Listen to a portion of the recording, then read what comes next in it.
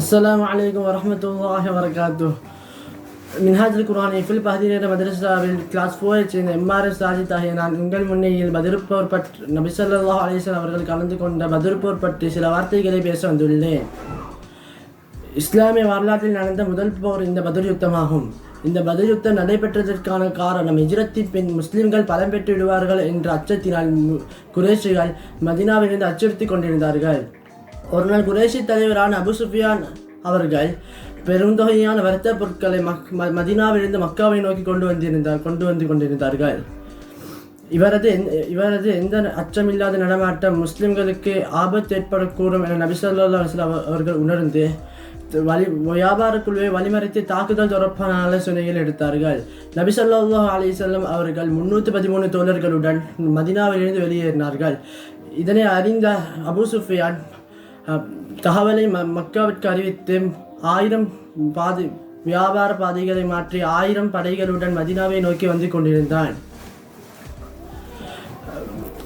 போர் பத்ர்களம் மதீனாவிலிருந்து 80 mile தூரத்தில் காணப்பட்டது.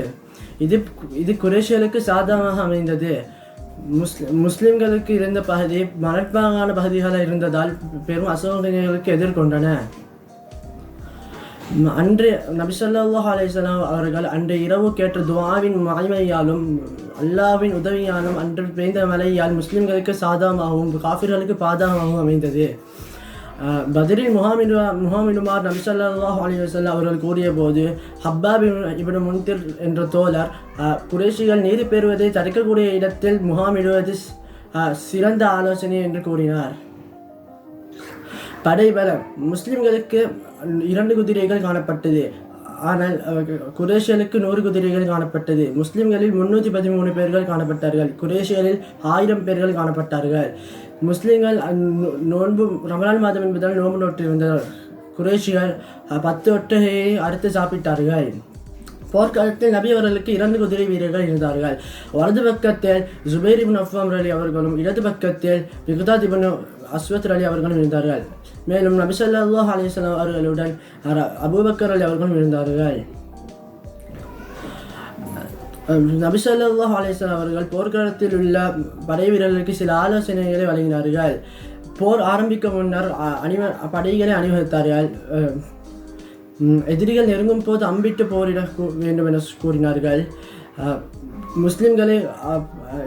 முஸ்லிம்களை குறைஷிகள் சூழ்ந்திருக்கும் போது வாலிட்டு போரிட வேண்டும் என கூறினார்கள்.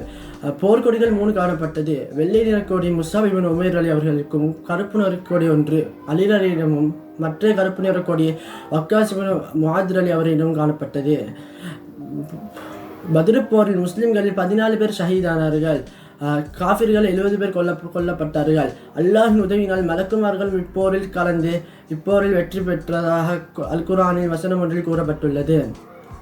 நபி ஸல்லல்லாஹு அலைஹி வஸல்லம் அவர்கள் கொடுத்த ஆலோசனையும் முஸ்லிம்கள் ஈமானின் பலத்தோடும் தியாகத்தினாலும் அல்லாஹ்வின் உதவியினாலும் இப்போரில் வெற்றி பெற்றார்கள். எனவே நாமும் எமது வாழ்வில் ஏற்படும் பிரச்சனைகளுக்கு தியாகத்துடன் முகம் கொடுக்க வேண்டும். வஸ்ஸலாம்.